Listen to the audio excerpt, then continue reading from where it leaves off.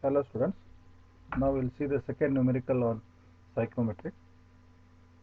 Moist air at 30 degrees centigrade, 1.01325 bar has a relative humidity of 80%. Determine without using the psychrometric chart A. The partial pressure of water vapor and the air, B. Specific humidity, C. Specific volume, and D. Dew point temperature.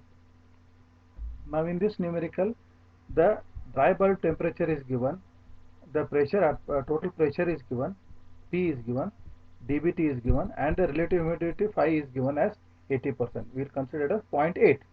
And what we are supposed to ask now, without using the psychrometric chart, means we have to calculate using the formulas.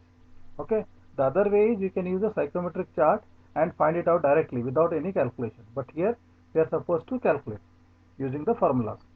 Now partial pressure means PV, water vapor is PV, and air means PA, okay, and specific humidity is omega, specific volume small v, and dPT, dew point temperature. See, earlier in the earlier problem we have seen that when the dPT is given, we find out we can the corresponding saturation pressure is PV. So now it is the other way around.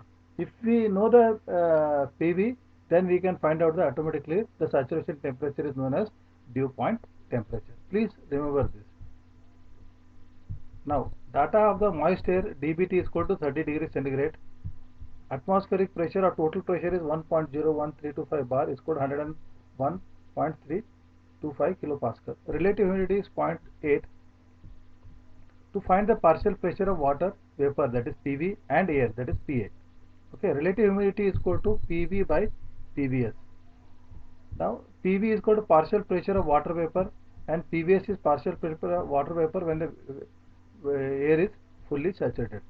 Now because the dBT is given as 30 degrees centigrade, the corresponding partial pressure saturation pressure from the steam table, this saturated steam table, PVS, whatever P you get pressure, that is PVS here, that is 0.0424 bar, that is 4.24 kilopascal. Okay, from steam table you will get the PVS because dry bulb temperature is already given. Now substituting the value of phi and PVS, we will calculate the value of PV. 0.8 is equal to PV by 4.2415. So PV is equal to 3.39 kilopascal.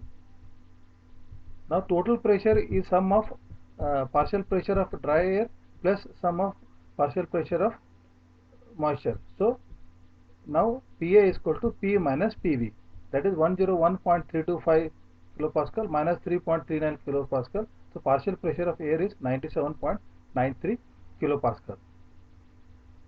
Okay. Partial pressure of water vapor is 3.39 kilopascal and partial pressure of air is 97.93 kilopascal. PA. Now to find out specific humidity, the standard formula for specific humidity is omega is equal to 0.622 PV divided by PA. 0.622 into PV is 3.39 and PA we have calculated just now, so we can directly use PA, or we can also use P minus PV also here. So using directly PA here, 0.622 into 3.39 divided by 97.93, that gives 0.0215.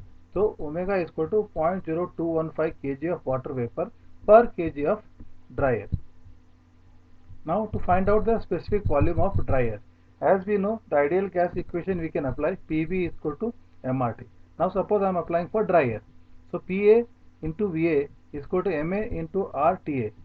Okay, VA is equal to, rearranging, VA is equal to, I will take the P bottom here, MA RT A divided by PA. So M is considering 1 kg of mass air, then the R of air is 0.287 into temperature I will take in absolute units, that is Kelvin. So 30 plus 273 divided by PA is 97.93. So I am getting VA as 0.888 meter cube per kg of dry air. So using the specific ideal gas equation, we can find out the volume of air. Now the last point is to find out the dew point temperature.